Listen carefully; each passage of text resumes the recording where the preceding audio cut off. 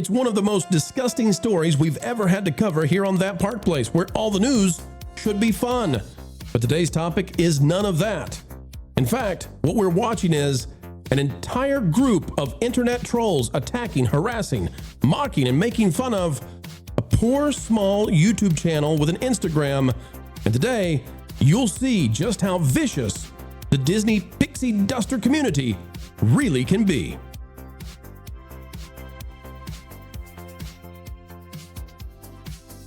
Hello folks, hello friends, welcome back to That Park Place, where today we are covering a very sad state of affairs. As it turns out, some folks just don't care about what they do to others. There's a YouTuber out there, a park-trotting, vlogging kind of girl, who just wants to have some fun and put videos out for everyone to enjoy. But a subreddit is on a vicious attack. Today we'll show you the dark side of the Disney fandom. You smash that like button, and let's get underway. It's a very ugly story, ladies and gentlemen, and one that I don't think anybody is going to cover, but we will. Why? Because something has gone awry with Disney, and especially Disney adults. This now making it on New York Post by Jared Downing. Rabid Disney adults harass and dox a widow, 61, over her Magic Kingdom social media videos. I don't know why they're picking on this particular lady, but they are, and it's crazy. It says, crazed Disney adults have doxed, stalked, and sent handwritten hate mail to a 61-year-old widow over her Disney World fan pages, according to the amusement park influencer. The enraged Disney buffs have hounded Kathleen Cazzola for reportedly making cash by filming cast members for her roughly 300,000 followers on social media. And what that means is that she's live streaming from the parks, and she's making money doing so, as do so many others. I'm not sure what in the world she's doing that is causing them to be this awful towards her, but we're going to call it out. It says park fans have alerted both cops and Disney demanding she be banned. Blank you, get a job and get a life, one handwritten note sent to her home reads. Goes on to say, it's ruined my life, she told the Post. She launched her social media accounts under the handle Magic Park Memories as a hobby after being fired from her job 4 years ago. But in the last 6 months, Cazzola has become a notorious villain for park-obsessed netizens who accuse her of exploiting performers for personal gain. And how? It looks like she just records cast members like doing their jobs, as in, if they're doing the Lion King show, she streams it. It's crazy. It says a YouTube series video by Louis B. claims Cazzola hogs the best seats in front of a piano stage at Magic Kingdom, begs for tips from her followers, aka Super Chats, and has doxed one piano player by posting his performance schedule. How did that dox it? Not doxing. Quote, the staff are keeping tabs on her and watching her at all times because she is a safety risk. Speculated one poster to the that's Reddit, subreddit theme park swindlers Reddit page after Cazzola posted a selfie of her and a performer. Users have posted photos of Kathleen sightings when they see her at the parks. Here's an example of one of the messages sent to her handwritten. Kathleen, you are truly delusional. Stop harassing people at the park. You're obnoxious, disgusting, fake. You realize everyone knows you're a total joke, right? Leave the people, blah, blah, blah, blah. I love analyzing this handwriting. It's so childish. Look at it. Yes. I've looked into this, folks.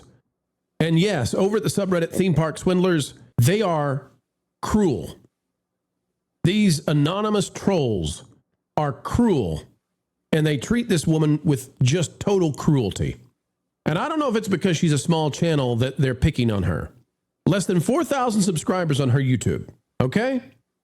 She's got 24,000 followers on Instagram. But this is enough. This crazy little group of trolls on subreddit has managed to be so obnoxious, so mean, and treat this widow with such utter disgust that they're so disgusting they've made their place to the New York Post. The New York Post actually covering these people.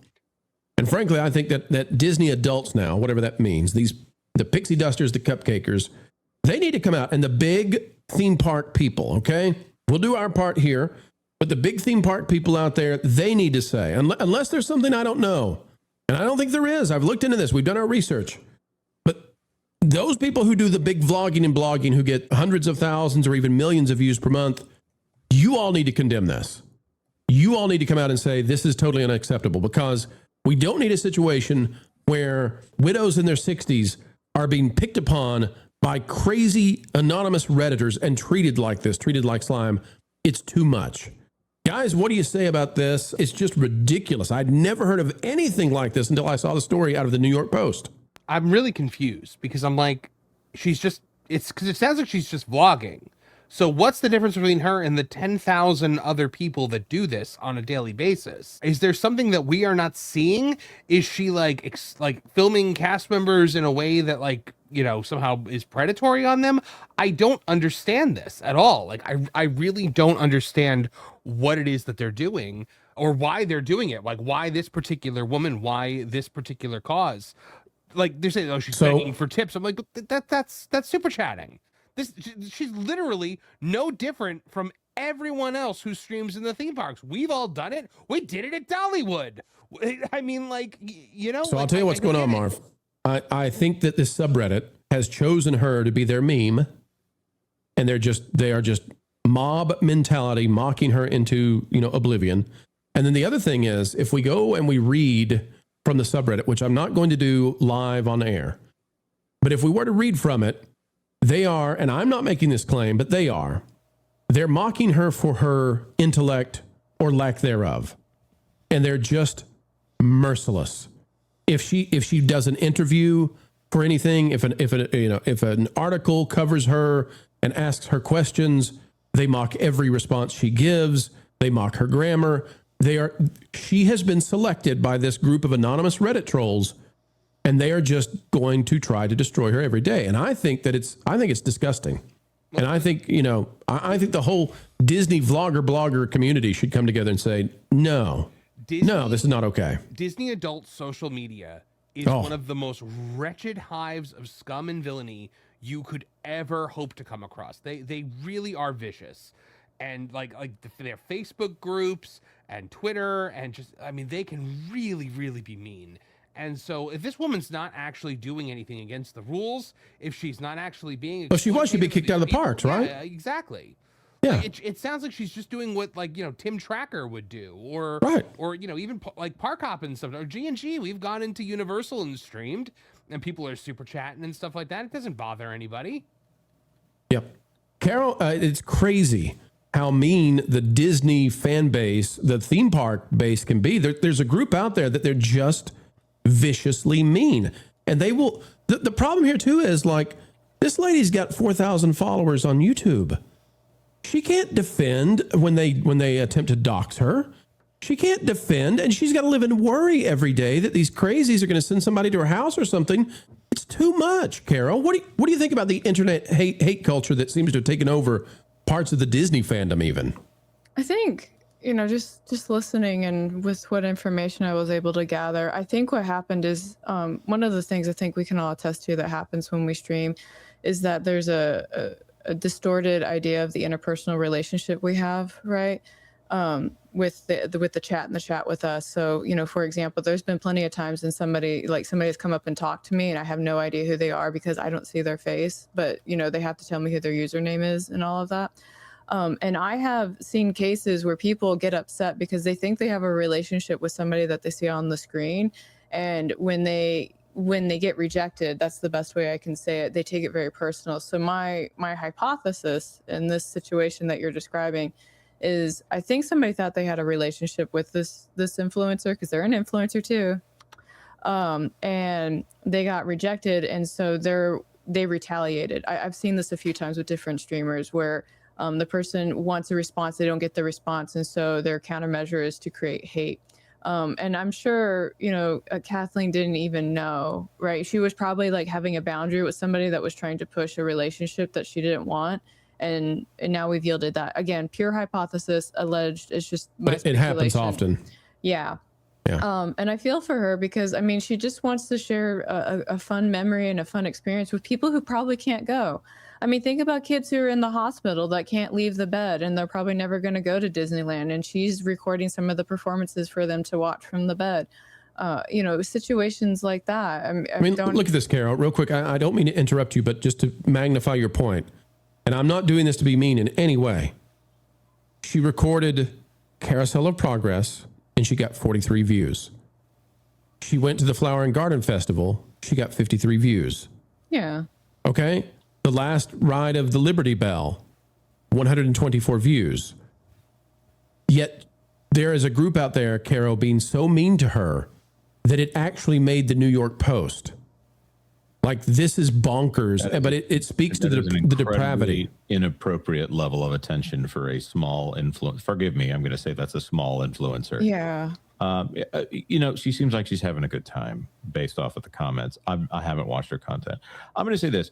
I've in a previous life, I worked with a YouTuber who had an outsized level of influence, like in the 10 million subscriber range, like a big channel. And there was a subreddit dedicated to hating on these people that ran this channel. And it was a funny thing. I subscribed because I was curious before the whole thing went private, because they realized there were spies among us that were checking on what they were doing.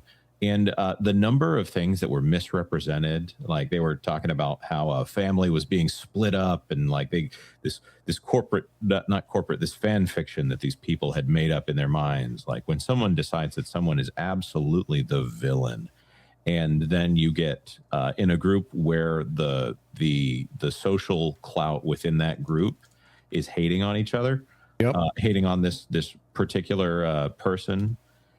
It creates a small little internet version of a cult, and that is one of the most toxic things that the internet does. Now, what we're doing here is we talk about the Disney company or a larger organization, and we're going after a company that has hundreds of billions of dollars of influence. So we have so many things that we can cover when it comes to the Disney company. And if Bob Iger wants to get out here and be like, okay, we see that somehow Taylor Swift ends up in Toy Story 5, and you have to post an Instagram picture of you and Taylor Swift and talk about how it was basically your fault that Taylor Swift is in this movie. Like, we're going to rag on him a little bit for that. But this is a person who is just going to the parks, having a good time, hoping to maybe have a little social media success. I'd say leave her alone. Let her have her fun. She's really not hurting anybody. Maybe she's getting on your nerves a little bit. You know what you can do? You can walk somewhere else in the park. There are plenty of people who aren't getting paid for it that are annoying at the parks. I have seen influencers that actually disrupt things at Disney.